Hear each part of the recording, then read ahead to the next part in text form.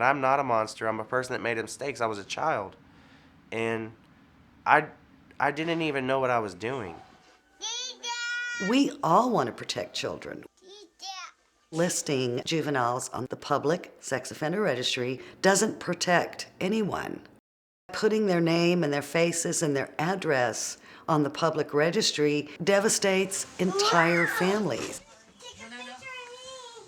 We were playing with dolls, and the dolls were kissing, then we were kissing, and then it led to little fondling, over the clothes, under the clothes. That was it, but obviously that was enough to convict. I was 12 and she was 8.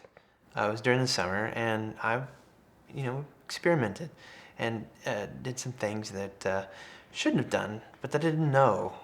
I didn't know the consequences. I thought something like this came with a grounding or a spanking. I was still that young. I've spent maybe close to 8 years behind bars. Is that you? That is me. I was young, right? When you hear sex offender, you don't think it's a 12-year-old little boy that's crying himself to sleep in a juvenile cell. Most people think if you're on a registry, you're definitely dangerous. And so, but it's really, the real fact about it is that there's a broad range of offenses that can place a person, or especially a child, on the registry. Where's your socks? We all want to keep our children safe.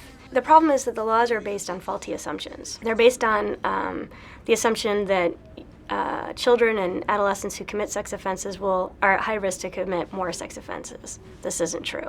There are many studies, there's been over 30, that show low recidivism rates for youth who have sexually offended. That's the main point of registration and notification, is to reduce sexual recidivism, and that does not work. I was a child. I was misunderstood. I did something wrong, yes.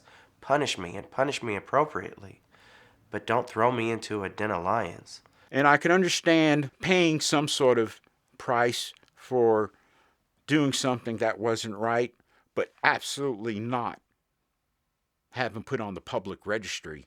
And to have their names in all of the local newspapers and then expect them to go to school and mingle with the other kids. The police will publish your information on the official website.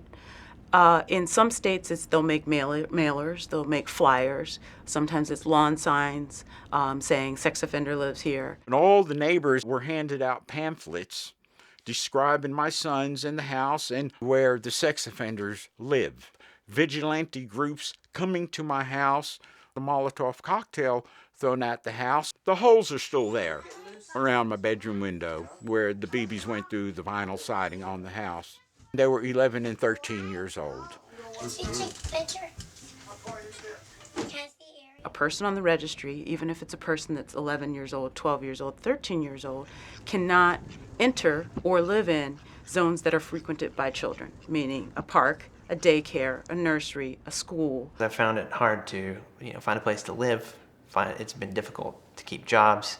I dropped out of college because of the registry. The registry also directly affects my own children, my wife. We have moved 9 different times within the past 3 years. They've been in 4 or 5 different schools.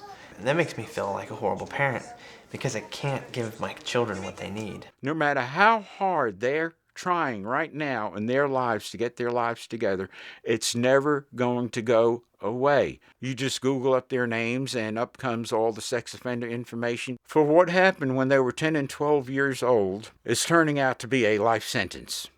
This person has this label for the rest of their life based on something that they did when they were a child. Juveniles should not be subjected to registration or notification.